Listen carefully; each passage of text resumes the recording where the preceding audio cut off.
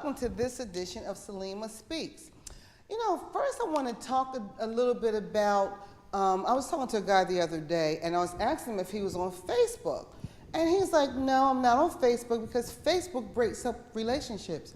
Hello? Facebook does not break up relationships. Lying and cheating breaks up relationships. Okay? So like when I meet somebody, the first thing I ask them, because I do networking on Facebook. So I ask them if they're on Facebook because that helps me kind of judge something about them. And I've actually had guys say, no, I'm not on Facebook. Then I'll go on their page and see they're on Facebook and in a relationship with. So then when I ask them about it, it's like, oh, that's an old page. Or how long does it take to change your profile, to put not in a relationship, okay? And a lot of women, if you can't put your man's, like if you think you're in a relationship and you can't say in a relationship with on Facebook, you're not in a relationship with him because he will want to shout it from the rooftops. He will want for everybody to know. Unless he's up to something, you have to know that because, social media is everywhere now, and that's how we work, but that's how we meet people. That's how we network. So if you're going to be honest with somebody, I think that you can honestly communicate with them on Facebook. So anyway, if you have a man in your life, like I know a friend of mine got engaged, and she put on there on her Facebook page, engaged to, okay? The guy went off. Now, if you're engaged to, you should be able to shout that from the rooftops, I'm engaged to. But if he's saying you can't put that on your Facebook page, something is up with that, because he would want for everybody to know unless he had somebody else or he was doing something shady. And also, I want to talk to my women for a minute. If you meet a man and you go into a relationship saying, yeah, well, I don't want nothing and all I want is sex and all that stuff. People say men don't listen. Men do listen. And if you say, all I want is sex, I just want to hit and quit and all that stuff, that's what the man hears, okay? So you can't come later on thinking you're his woman, because you're not. Like my girl said in the commercial, it's just not the way it's done. If you want to be his woman, you go in thinking, I may want a relationship with this man. Well, if you go in there saying, all we're going to do is hit it, I just want to get my rocks off or whatever, that's what the man hears. And that's what the relationship is going to be. It's going to be a sexual thing. He may want a relationship, but not with you, because you're his sex buddy. You can't change in the middle, and now I want you to wife me up, or I'm your woman, or whatever, because that's not how you started out. 9 times out of 10, the way you started out is the way it's going to finish. Now, some of you young girls, and some of these older women too, they like the man, guess what they'll do? Get pregnant. Now, because you're pregnant, guess what? That's not going to make him automatically, wow, now he's in love with you. No, you're somebody he was having sex with that just happened to get pregnant. But that does not mean that he's now your man or that he's now in love with you. Hello, all it means is that you're somebody he was kicking it with and now you're pregnant. That's where baby daddies and baby's mommies come from, because y'all were not in a relationship. Y'all were just kicking it and you happen to get pregnant. Just because you're pregnant is not going to make him magically fall in love with you. So be sure what you want. A lot of times men do know what they want. That's what the problem with us, that we don't. When you go into a relationship, if you're just going to kick it, just be that, but no, it's not going anywhere.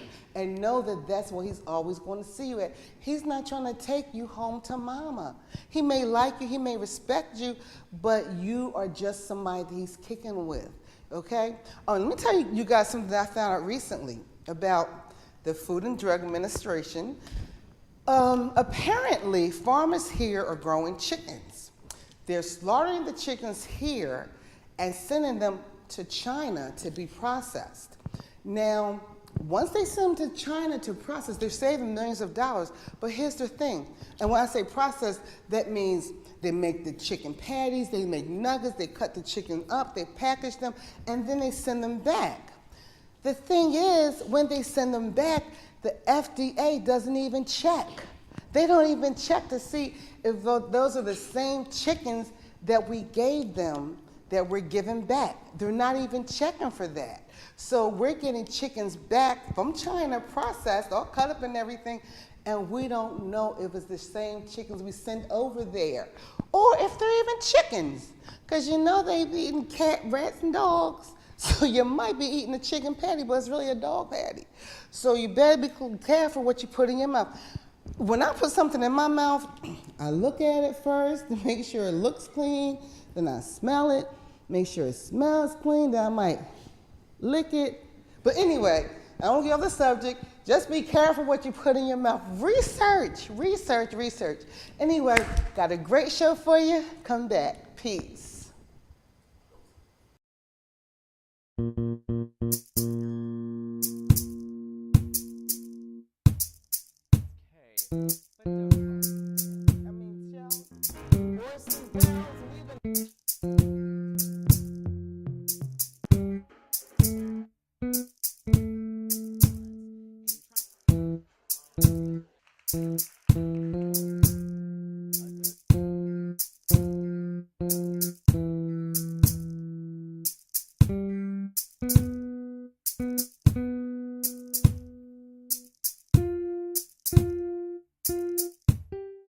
Hello and welcome back. We're here with Mr. Knesset David Klein, and one of the things that he does a lot of stuff, but one of the things is that he's a street preacher. He's going to tell you all about that. Hello, Knesset.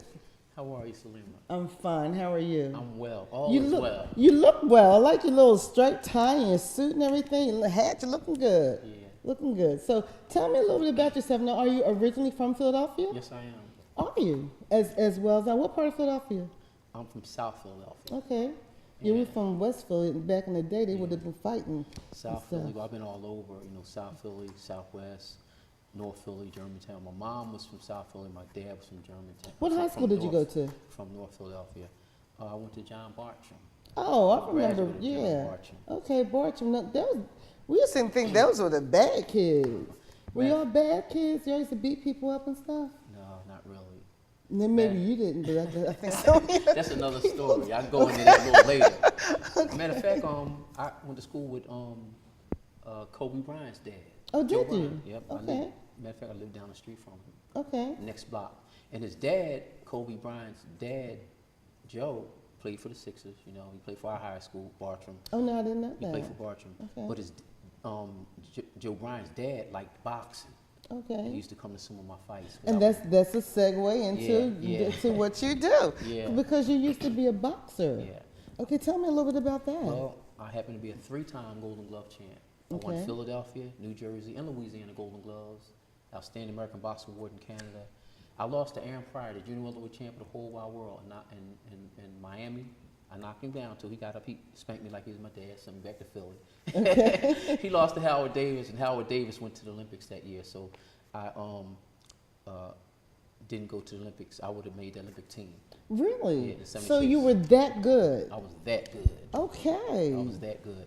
And matter of fact, I fought 5 guys that are now Boxing Hall of Fame guys. Really? Name a couple of them. Well, I fought Choo Choo Charlie Brown, Tyrone Butterfly Crawley, Aaron Pryor, Michelle Briere of Canada. Wow. I won the Outstanding American Boxing Award in Canada. And Angel Cruz, who's a New York State champ. Oh, you heard of him, yeah. Matter of fact, I still talk to him on the phone sometime. Okay. He was the New York State champ. And the thing was, I grew up in the shooting gallery. You know what a shooting gallery is? I don't. Okay, shooting gallery, are you from the suburbs? That's right. Shooting gallery is my mom and dad happened to be on Huron when I was born. Okay, really? Right. Okay. And so my dad, I think he might have been in Grateford at the time, but my mom, she was getting high and family, friends, had to knock on the door to go to school, get in the bathroom so I can watch her go to school. But my mom was a good mom. She always had my money for my equipment for sports. Okay. Coaches helped raise me. She was a good mom. So even though she was addicted, she was a good mom. Yeah, she was a good mom. And she was, on and off, but what she gave her heart to Jesus Christ, and I mean, things had stopped. Is she still living? No, she's passed. Okay. But the awesome point about it was that she was always encouraging to me, and I was boxing. You know, like I said, I was a 3-time Golden Glove champ, and when I lost to go to Olympics to Aaron Pryor, I came back home and I lost to a guy that shouldn't even been in the ring with me, because Olympic year you can go all these different tournaments, you know. Okay. So my mom had given her heart to Christ. She wasn't getting high, none of that stuff anymore. Okay. And it was like, you know, hey, this was a really wake up, because you know I knew mom. Right. You know, she was, you know, so I gave my boxing career up. So you were career. that good that you could have gone further. Yeah. And I was in Canada in '75, right? Okay. And I was in my dressing room. I was in my hotel room, and 3 of us stayed in. Jerome Silky Jackson, who was a middleweight, welterweight, middleweight. I have heard of him. He's one of the trainers at 26 and Master. And I don't know if you ever see the mayor, you see a big brown skinned guy, bald-headed guy, you know. His name is Broderick Mason. He's a police officer, but he's the mayor's personal bodyguard. Okay. Well, all of us used to box together, and we roamed together when we really? traveled to Canada, Miami, all different places. So what happened was, in my hotel room, I actually heard God speak to me. Wow. And he said, "You ain't gonna turn pro. I'm gonna save you." And I actually heard that. I said, "Wow," you know. And that night, I won the Outstanding American Boxer Award in Canada. Really? I was awarded the outstanding. They had to give one to the Outstanding American, one to the Outstanding Canadian. And I won that night the Outstanding American Boxer Award. So would it have been a conflict, though, to be saved or be close to God and still be a boxer? Okay. I want to tell you this. I have a son. I have 4 sons and 3 daughters. Okay. But my youngest son, you know, who was playing every sport like I played, he still has his trophies and everything, you know. I wear his championship jackets, you know. You wouldn't even know this guy was a champ. Okay. Me, when I was a champ, everybody knew I was a champ. You know what I'm saying? So he didn't come up in the hood like me. You know? He didn't come up in the hood like me. You know what I'm saying? Everybody knew we was champs. Me and the friends that hung together, everybody knew I was a champ. So when you say that, you were like telling people and... No, they knew, because they come up in Philly. Everybody knew you. Okay. You know? But the thing was, that's where the pride was, you know. Okay. And when I gave my heart to the Lord, I threw my trophies away. That was, and everything. I just watched the trash man just turn them around. Really? Gave everything up, pictures, everything. Just let it go. I said, Jesus, you gave me a chance to do my thing. Now I'm gonna do your thing. Okay, and that's what I'm talking about. Then I came to be a street preacher. Okay, but that's what I'm talking about, though. Couldn't you have been saved and still have? I mean, because some boxers and sports guys are still saved, and some are Christian, some are Muslim. Yeah. So why do you think that you couldn't have served the Lord and been a boxer? Again, my sons, I never made them throw their stuff away. Okay, but this was from 10 years old to 20 years old. I was a jock. Okay. And you were in the limelight. And I was on the limelight. You know, from like I said, 10 years old, 12 years old, in the papers, on TV, and everything. And so, 13 different championships in my life, from a youth to a young adult. And so this was my life, winning trophies. And then, you know, all the boxers, you know, we got the girls, right? The sports guys, we got the girls. So when we go to the parties, you know, we got the real parties with the jumping out the cakes and all that. We got the real parties. Okay, you have to put the paper down, because you can't put the paper in front of the hostess face. Excuse me. Not so Salima. we had the real parties. Okay. And so what happened is, when God touched my heart, I let it all go. And the whole thing was, Salima, you asked me a good question. You have guys that are playing sports that are Christians, Muslims, whatever, in their religion. God told me to let it go. Okay. And I let it go. And it was a stronghold, and I let it go. I had a new God. Now, when you said you heard the voice of God, what did it sound like? No, seriously, what did it sound like? Okay, just like you talking to me and I hear you. Like Moses with the bush. Moses. I mean, it was like a kind of echo thing. I'm serious. You like that, Rhonda, don't you? So what happened was, just like we talked, you said, I just heard a voice. Okay. But what happened is that next thing you know, I became the street preacher. Okay. And most And of you're my still in friends. the limelight. Oh yes, But now yes, you're in a yes. different light. And so awesome was that at that time, like a lot of my friends had been Muslim and other, into the world like that. And when the Wild Steve, I would dress like this, with the long hat and the long coats, like that time, that season. So when Wild Steve Muhammad came, and Farrakhan came, and everybody was out, I was out. And I had my Bible, and I had my tracts and ministering, and then you would see the Muslims come around, and they said, no, that's Ken, he's all right, that's what he do, So I'm at the pen relays, I'm at the Wild Steve Muhammad's meet, I'm at the Farrakhan meetings, I'm still out because I'm used to being in the limelight and around the people, so that's what evangelists do. But what happened is they knew that I gave up my career, gave up my stuff to get his stuff. Wow. So I grew up. Now, if you look at me now, if you see me now, I'm in front of John Wanamaker's sometime, and I'm ministering in front of John Wanamaker's. Well, it's Macy's now, though, right? No, excuse me. The gallery. Let's just say the gallery. Oh, the gallery, okay. I'm in the gallery, outside the gallery. And what's so awesome about the gallery, or if I'm not in front of the gallery, I'm in Fifth and Allegheny because I preach in Spanish. So Fifth and Allegheny, I get a chance to preach in Spanish. So you're bilingual. No, I'm multilingual. Oh, excuse me. I'm multilingual.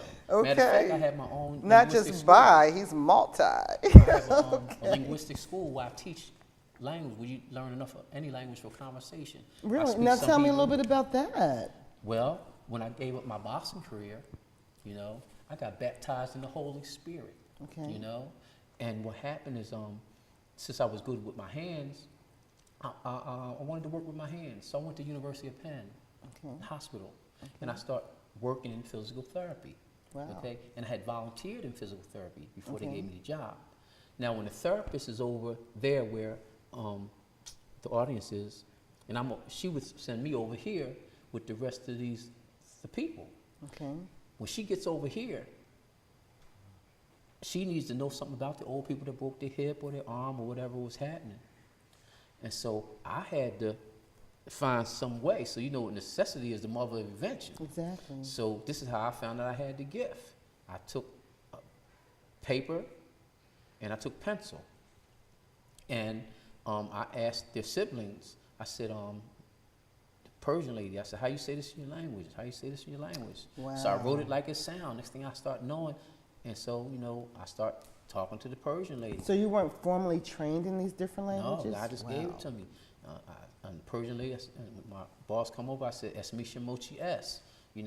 What is your name? Persian. Wow. Shant Fakti Shwan Johasti. How long have you been here? Okay. Kujo S Zindagi Mikoni. Where you live. And that's all Persian, Wow. And then, because Persian is not something that's like you normally hear from African American people. And so what happened then, it was one guy was a war hero from Lithuania. And he told me about 5 different languages. And so I would write it like it sound. And then I start writing it. And like I said, now I preach in Spanish. Okay. And I have tracks in Spanish, and I just show off. Now, how did you learn Spanish? The same way. Really? And I hold the track up in the street corner with my Bible and my track. Don't laugh, Rhonda. And I have it up, and I said, Dios ama tanto amando que dijo, asum Jesus por amor de la cruz. God so loved the world, he gave his son to die on the cross. Well, honestly, the reason I'm asking, because I honestly do want to learn different languages. I speak a little Arabic, because I was raised, born and raised Muslim, but I want to perfect my Arabic more. Do you know Arabic? I just know salam. Okay, but Persian is it's kind of like Arabic, exactly. But the whole thing is this: I don't teach the language. I teach a system where you pick up enough of any language for conversation. And that's what I was going to ask you. Right. I want to learn more Spanish. I know a little bit of Spanish, but I want to learn more of this. So somebody like me could come to your school. Right. Okay. But listen to this. We picture people. Right. Okay. Exactly. If I say onion, you see onion, right? Right. Okay. Can you see an onion saying hi to Shamika? Can you say onion hi Shamika? Okay. Can you say it? Onion hi Shamika? Yeah. That's how are you in Korean. That's how are you. Wow. Okay. Onion hi Shamika. Onion hi Shamika. Right. And so the greetings are so important because when people come here from different nationalities, different countries, and I teach English as a second language Also. Okay. When people come here from certain countries, first of all, they don't think we want them here. So when you learn the greetings or something in their language, they know you've taken time with their people. And so right there, so my clothes are clean, be cheaper than yours at the cleaners. Of course. Because I had the Korean, right? Exactly. Even though I now changed to an African American sister, you know, because Okay. business, you know, Right, we have to business, she's a support business, each other, support her, exactly. you know, so And where's her cleaners at? it's on Midville. Midville, okay. Yeah, All right, I have to check that out. it's on Midville. Okay, and I want to segue into what else you do. You're also, you work with the prison, Right. prisoners and the youth, and tell The me more about juvenile that. lifers, I started something called the Juvenile Lifers Project. Okay, wow. Juveniles should not be sentenced to life without parole. I totally agree. Okay, I you totally 14, 15, 16, and they had committed a murder or Right. accessory to the murder. Right. They get life without parole. So now this kid, you just throw him out with the Right. big regular prisoners for the rest of his life. Wow. Now I was in the youth study center as a kid. Okay. Okay, and some of the guys, I'm going home. But some of the other guys, they stayed there and they're still there. And that's how I got into juvenile to prison rights as being a prison rights advocate. Okay. And they that have been there 25, 35 years, they should come home. Yes, they should. And I so agree. for 27 years, I have been working as a prisoner's rights advocate, social justice and legal justice, Okay. and social services and legal services. And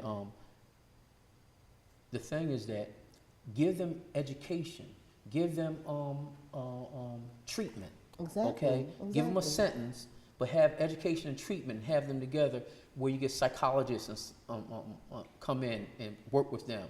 So when their time is ready, for their time is up, then they come before the board and you see if they had their education, if they had this their treatment. Okay, don't just lock them up and throw away the key like you know, it's nothing totally good with agree. them. Okay, so I got something I want to read real fast for you. You sure can.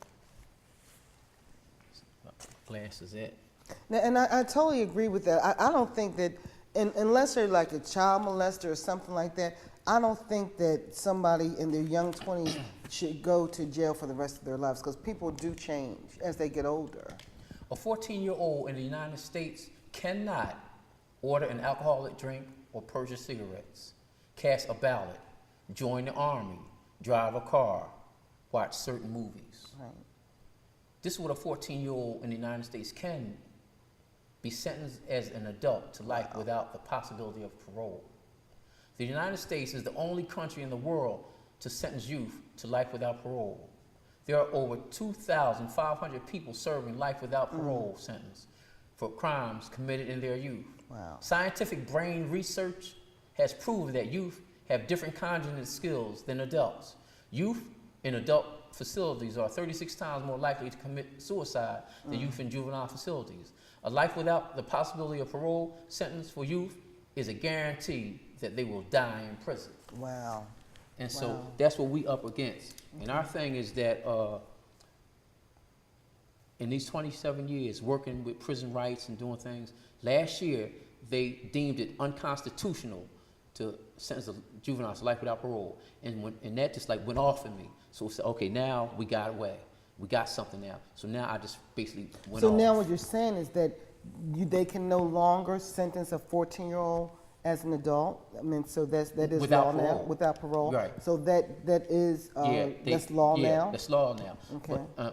But the whole thing is that they still working with it. Like, how about those that need to come home, or Right, those that exactly, need to be, exactly. so they still playing with it. So that's why we need to be able to do press conferences. That's why we need to. I want to thank you for having me on the show to Oh, be able sure. to say this. You know what I'm Right. saying? Because Michelle Alexander was here last week, and she wrote the book, The New Jim Crow, Okay.